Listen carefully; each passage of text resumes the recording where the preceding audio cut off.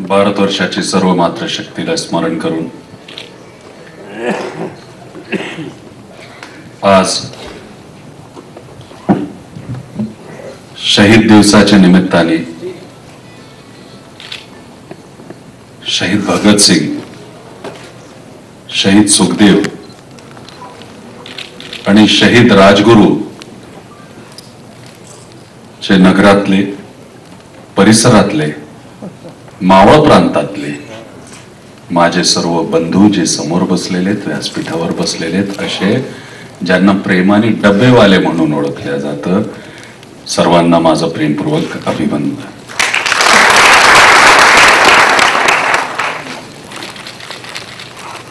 सन्मानित व्यासपीठावर उपस्थित असलेले संत शिरोमणी आदरणीय स्वामी सर्व लोकांची, आदरणीय ब्रह्महरीजी, आदरणीय अग्रवाल साहेब, आदरणीय खाडे साहेब, माझे बंधू ज्येष्ठ समाजसेवक आदरणीय विशंबर चौधरी साहेब,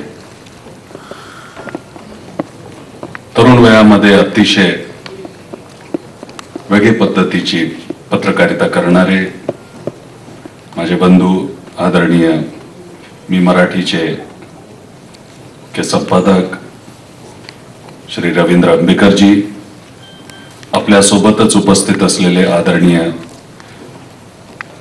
असोसिएट एडिटर TV9 च्या प्रीतीताई सोमपुराजी,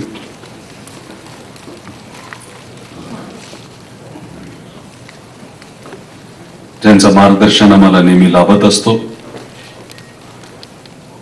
आणि वेळोवेळी ज्यांची आमची संगत लाभते, सत्संग लाभतो, असं विज्ञाननिष्ठ अतिशय दूरदृष्टी असणारे परमादरणीय जी न्यूजचे, जी मराठी चे आदरणीय डॉक्टर उदय निरगुडकर साहेब, आपल्या सोबतच उपस्थित असलेले आदरणीय डॉक्टर लहाने साहेब, आणि ज्यांच्यामुळे आपण इथे सगळे उपस्थित झालो असे विवेकानंद कनेक्ट ग्रुपचे प्रिय डॉक्टर राजेश सर्वज्ञ, त्यांचे समस्त सहकारी, आपल्याला सगळ्यांना माझं प्रेमपूर्वक वंदन, अभिवादन. वेळ पुष्कळ झालेला आहे म्हणून 2 वाक्यामध्ये माझे शब्द संपवतो. एक प्रश्न विचारला गेला होता की कधी कधी खूप चांगलं काम केल्यानंतर सुद्धा सर्व लोकांपर्यंत ते का पोचत नाही. तर त्याचं उत्तर असं होतं की ज्यांच्याकडे सगळं काही आहे त्यांच्यापर्यंत कोणी जर नाही पोचलं तर काही हरकत नाही, पण ज्यांना गरजा आहेत त्यांच्यापर्यंत जे पोचलं त्याला माणुसकी म्हटलं जातं. जगातला कुठलाही धर्म असेल त्याला एक शब्दामध्ये मांडायचं असेल तर ती म्हणजे माणुसकी. सर्व धर्माला. आणि माणुसकीचं निर्माण कशाने होतं? तर माणुसकीचं निर्माण होतो की नुसती दया जर दाखवली तर माणुसकी निर्माण होणार का? नुसती सेवाभर केली तर माणुसकी निर्माण होणार का? निव्वळ ज्ञान मिळवलं तर माणुसकी निर्माण होतं का? तो ज्ञान ज्याच्यापासून सेवेचा भाव निर्माण होतो आणि समर्पणाच्या आधारावर उत्तम आचरण रूपी चरित्राचा निर्माण होतो आणि ते चरित्र जे अखंड चालत राहतो आणि स्मरणात राहतो, त्या चरित्रालाच खरं म्हणजे खरं जर चरित्राला, त्याच चरित्राला आपण जर म्हटलं तर माणुसकी म्हटल्या जाते. असे माणुसकीचे प्रतीक, कलियुगामध्ये माणुसकीचे प्रतीक असलेले माझे डबेवाले बंधूंचा आज सत्कार झाला, त्याच्याबद्दल मी त्यांचं अभिनंदन करतो. मूलतः वेळ व्यवस्थापन हे श्वासासोबत चालत असतो. जसा आपला श्वास चालतो तसा आपला वेळ चालत असतो आणि जसा वेळ असतो तसा आपण श्वास चालत असतो. म्हटलं तर तुमच्यासाठी एक वाक्य म्हणणार मी की जीवन जगने के लिए आणि मृत्यू झोपण्यासाठी. म्हणून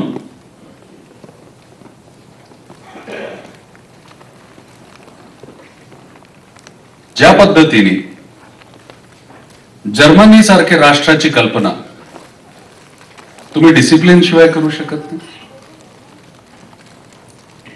जपान सारखे राष्ट्राची कल्पना तुम्ही टाइम मॅनेजमेंट शिवाय करू शकत नाही.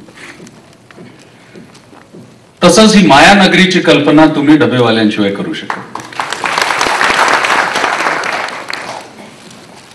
संसाधनं किती निर्माण झाले आणि संसाधनं किती प्रकारचे निर्माण होत गेले. भौतिक संसाधनाचा उपयोग करणारा आणि भौतिक संसाधनांना निर्माण करणारा आणि भौतिक संसाधनांना टिकवणारा फक्त एकच तत्व असतो, तो म्हणजे माणूस असतो. तो म्हणजे माणूस असतो. भौतिक विकासाची उंच झेप जरी आपण घेत असेल तर एका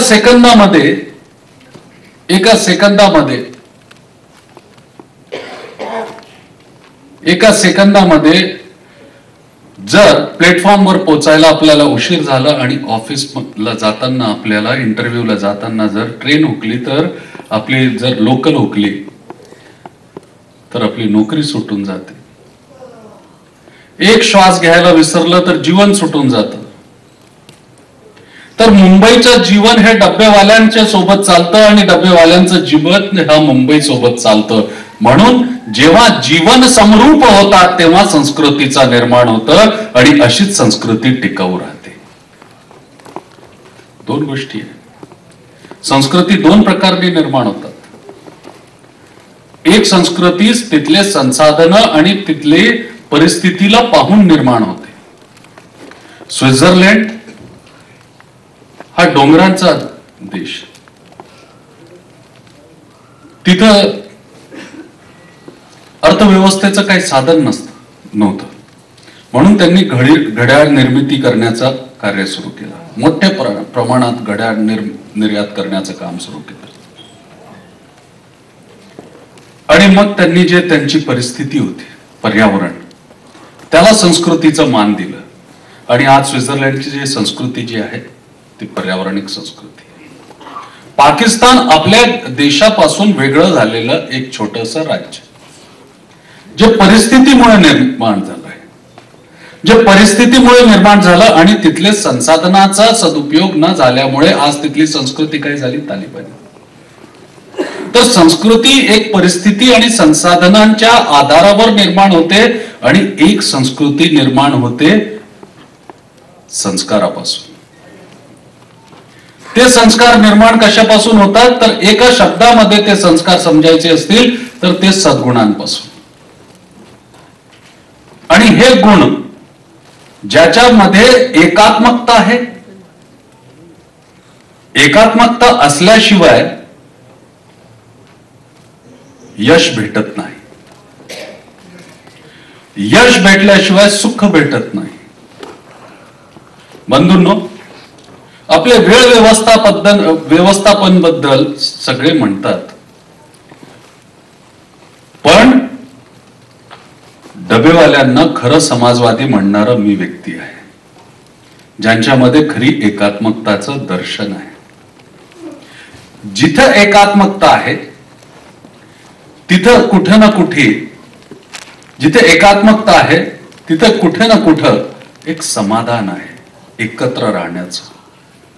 संयुक्त कुटुंबामध्ये राहून बघा ना किती समाधान भेटतो. आज आजोबा असतात, आजी असतात, भावंड असतात, मित्र असतात, सगळे एकत्र कुटुंबामध्ये लग्न सोहळे, वार, सण वार, जेव्हा आनंदाची सगळी गोष्टी असतात. तर एकत्र कुटुंबाचा जे आनंद तुम्ही घेताय त्या एकात्मकताच्या माध्यमातून तुम्ही 125 वर्षाचा या मुंबईच्या विकासाला साधलं आणि स्वतःच्याही विकासाला साधून ठेवलं. आणि त्यामुळे ते विकासाला साधत असताना समोरचं जग कसं बदलतंय त्याप्रमाणे आपण स्वाभाविक रूपाने कसं बदलायचं, पण त्याच्यातून आपली पावित्र्यताची चौकट ही सुटायला नाही पाहिजे. त्याच्यासाठी आपल्या समोर कुठंतरी वारकरीचं आणि माळकरीचं आदर्श असायला पाहिजे. असा विठोबाचा समाजवाद पण ठेवलाय. विठोबाचा समाजवाद पण ठेवलाय. हा पावित्र्याने जे चारित्र्य निर्माण केलं, हा चारित्र्य ब्रिटन पर्यंत जाऊन पोहोचलं आणि प्रिन्स चार्ल्सला तुम्हाला तुमची दखल घ्यावी लागली आणि प्रत्येक माणसाला तुमची दखल घ्यावी लागली. हे दखल चारित्र्यामुळे घेतल्या जाते.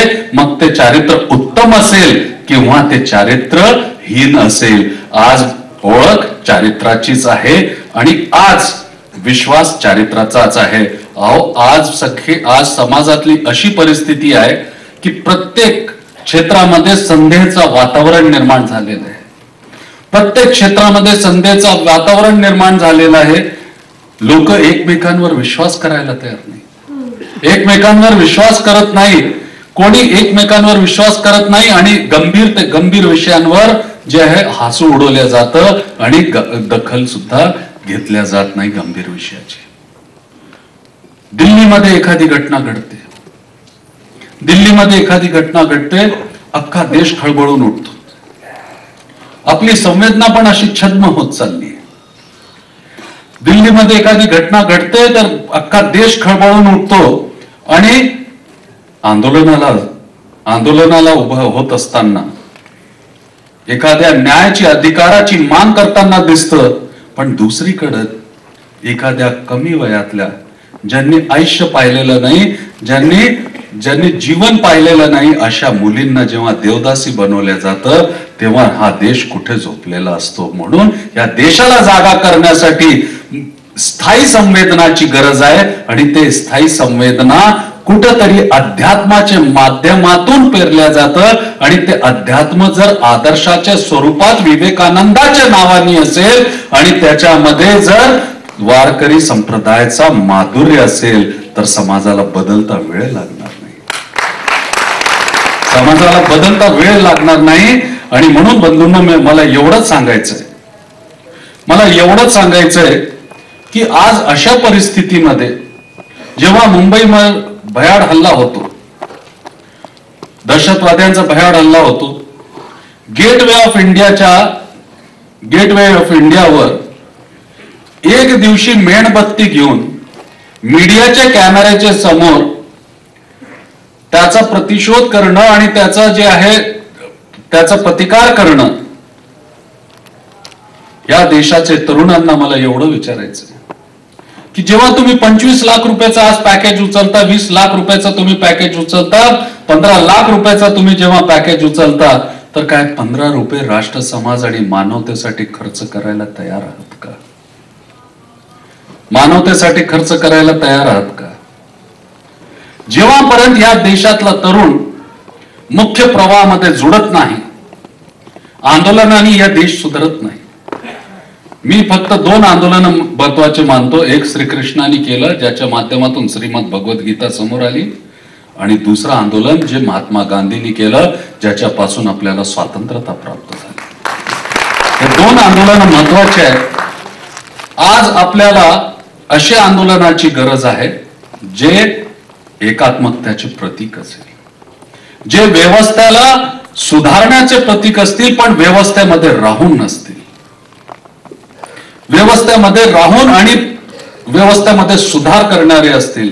म्हणून डॉक्टर साहेब तुम्ही तरुणांना जागा करताय, तरुणांना त्या वाऱ्यामध्ये नेण्यापेक्षा कुठेतरी असं वारं पण दाखवणं गरजेचं आहे की ज्या देशामध्ये सुईच्या टोक एवढ्या जमिनीसाठी महाभारत घडत असेल त्या देशामध्ये विनोबा भावे सारखा संत लाखो हेक्टर जमीन भूदानच्या नावानी करून घेतो. आणि ह्याच्यापेक्षा मोठं उदाहरण काय द्यायला पाहिजे?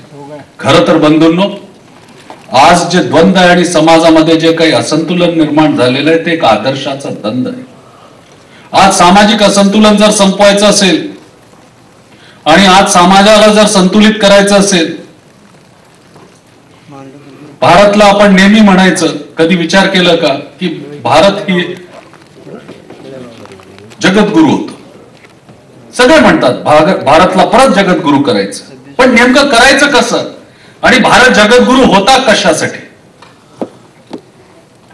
भारताची 3 भूमिका महत्वाची होती. पहिलं, जेव्हा जेव्हा अन्नाचा अकाल पडतो तर माणूस मरतो, पण जेव्हा संस्काराचा अकाल पडतो तर माणुसकी मरते. बंधूंनो, तुम्ही तर अन्न आणि संस्कार दोन्ही सांभाळताय, म्हणजे माणसं आणि माणुसकी दोघांचा जतन करणारे तुम्ही डबेवाले जे आहेत ते डबेवाले नाही आहे, पण माणुसकीचा डब्बा संवेदनाच्या भाजीत घेऊन त्याच्यामध्ये संवेदनाचा रस घेऊन आणि गोडवा घेऊन तुम्ही लोकांपर्यंत पोहोचवताय. भारताला जगद्गुरु 3 गोष्टींसाठी ओळखल्या जातं. पहिला म्हणजे शिक्षण व्यवस्था. गुरुकुल पद्धती असायची. राजाचा मुलगा असेल, प्रजाचा मुलगा असेल, सगळे एकत्र बसायचे. मर्यादा पुरुषोत्तम राम पासून सर्व भगवान श्रीराम पासून सर्व एकच पंक्तीमध्ये असायचे. त्यांना शास्त्रही शिकवल्या जायचं, शस्त्रही शिकवल्या जायचं, शेतीही शिकवल्या जायची, संगीतही शिकवल्या जायचं. संगीत सोबत जे आहे क्रीडा पण शिकवल्या जायची. प्रत्येक प्रजा असेल, राजा असेल, सर्वांच्या मुलांना गुरुकुलमध्ये जाऊन गुरुची आज्ञा घेऊन आणि गुरूंच्या माध्यमातूनच शिक्षण प्राप्त करायचं. म्हणजे जर बघितलं तर किती सामाजिक व्यवस्था आणि सामाजिक न्याय प्रक्रिया आपल्या देशामध्ये होती. विचार करा की श्रीकृष्णाचा मित्र कोण? सुदामा. श्रीकृष्णाचा मित्र कोण? सुदामा. श्रीमंत आणि गरिबी कुठं? आज बघा तर महापालिकेचा स्कूल वेगळा आहे आणि एकीकडे जर 1 लाख रुपये नर्सरीमध्ये दाखिला घेण्यासाठी 5 लाख रुपये आहे, तर दुसरीकडे 5 रुपये नसताना, 5 रुपये नसल्यामुळे कुठेतरी आजचं जे लहानपण आहे, बालपण आहे, कुठेतरी ढाब्यावर भांडे घासताना दिसतोय आपल्याला. आज समाजाची अशी परिस्थिती. दुसरं, भारताचा जे मूल जे आहे, आपण जे जगद्गुरु म्हटलं जायचं, सोने की चिडिया आपण ओळखल्या जायचं, त्याचं कारण असं आहे की सोने की चिडिया म्हणून जे आपण ओळखल्या जायचं, त्याचं कारण असं आहे की स्वास्थ्य क्षेत्र म्हणजे आरोग्य क्षेत्र. आरोग्य क्षेत्राची परिस्थिती अशी होती की वनस्पती असेल, फळं असतील, वनस्पती, फल, पत्ती, पानं, झाडपाची पानं, हळद, नैसर्गिक संसाधनाच्या माध्यमातून चरक संहिता आणि सुश्रुत संहितामध्ये जे वर्णन केलं गेलेलं आहे, तर प्रत्येक जे रोगराई आहे त्याचा जे उपचार आहे ते आपल्याला, रोगराईचा उपचार आपल्याला आरोग्य क्षेत्रामध्ये सहज आणि सरळ रीतीने होत असेल.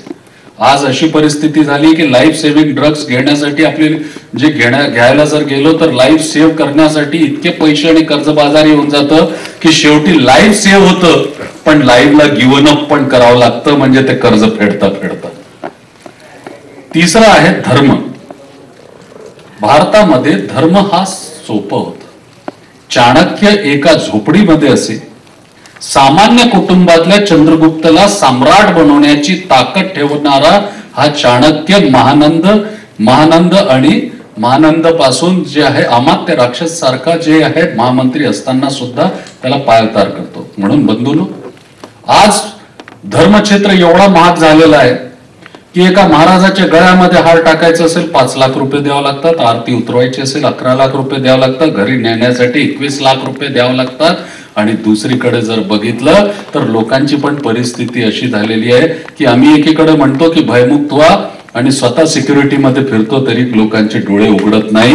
एकीकडे आम्ही म्हणतो की मोहमायापासून लांब जा, त्याग करा, पण 25-25, 50 लाख आणि 5-5 कोटीचे व्यासपीठ आणि पंडाला आमचे असतात तरी लोकांचे सुद्धा डोळे उघडत नाही. बंधूंनो, आज कुठंतरी धर्म हे जीवन जगण्याची एक आदर्श आचारसंहिता आहे आणि तुम्ही माणुसकीचा धर्म पाळताय आणि ह्याच्यामध्ये आरोग्य आणि शिक्षण व्यवस्थेचं तुम्हाला उत्तम न्याय मिळायला पाहिजे आणि त्याच्यासोबत राहण्यासाठी एक श्रेष्ठ घर असायला पाहिजे. त्यासाठी जे आपल्याला सगळ्यांना राजेश सर्वज्ञांनी एकत्र आणलं, पुरस्कार तुमचं खरं म्हटलं जाणार जेव्हा तुम्ही ज्या पद्धतीने लोकांना समाधानी करता. तुमच्या मुलांना राहण्याचं, शिकण्याचं, आणि आरोग्याचा मान मिळायला पाहिजे. त्या मानसाठी आम्ही सर्व लोक यथाचित प्रयत्न करू याची मी तुम्हाला तुमचे 125व्या वर्षी गवाही देतो आणि त्याचा साक्ष म्हणून स्वामी विवेकानंदाला ठरवतो. जय हिंद, जय धर्म.